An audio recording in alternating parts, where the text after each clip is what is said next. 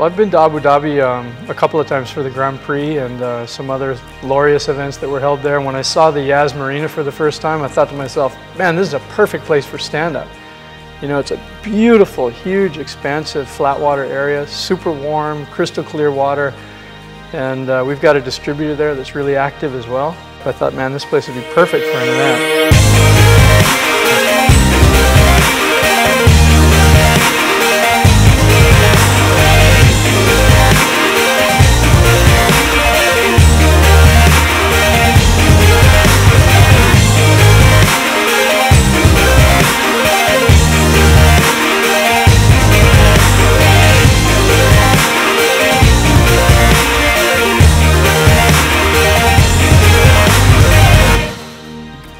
Abu Dhabi was a fantastic location.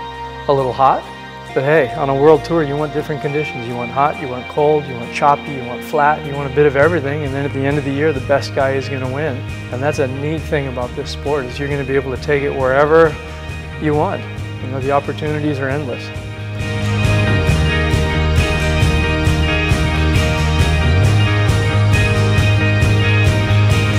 Well, the racing side of stand-up paddling is evolving and changing pretty quickly.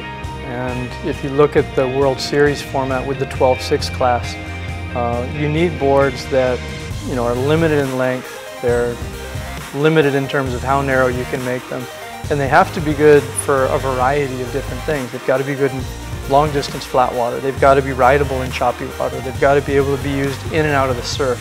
So you need to create a board that is not too specific. You can't carry around 4 12.6s of different dimensions and shapes and take the one out when you get to a location based on the conditions you've got. So we're trying to make a board that is really good all around for everything that they might come against in the Stand-Up World Series Tour. Yeah, the good thing is the end consumer is going to benefit from this because they're so much easier to ride and faster, that the end goal, if you're not Kai Lenny, is a lot more achievable.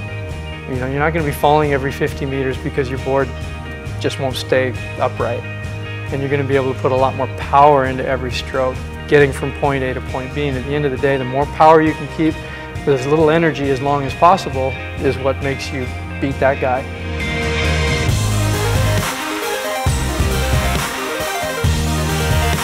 Well, for the 2015 Javelin LEs, we really integrated the team into the development from the very, very beginning. We were focusing mostly on the noses, on the entry of the water, for the sprints, you know, for really driving the board, accelerating as quick as possible, and then doing a lot of work on the tails and the release of the boards and the widths and balancing out stability with straight line speed. And what we came up with is for sure the best board we've ever had, and at least from what it looks like on tour, the fastest 12.6 and 14 out there at the moment.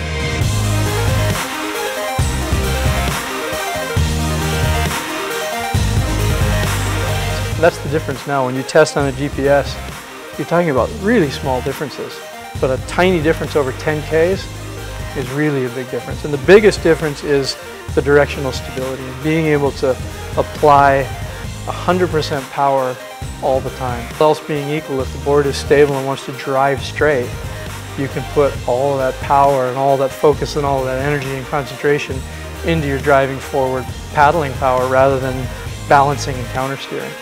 And for us, that was the biggest factor, and why over a certain distance, this is so much faster than the old one.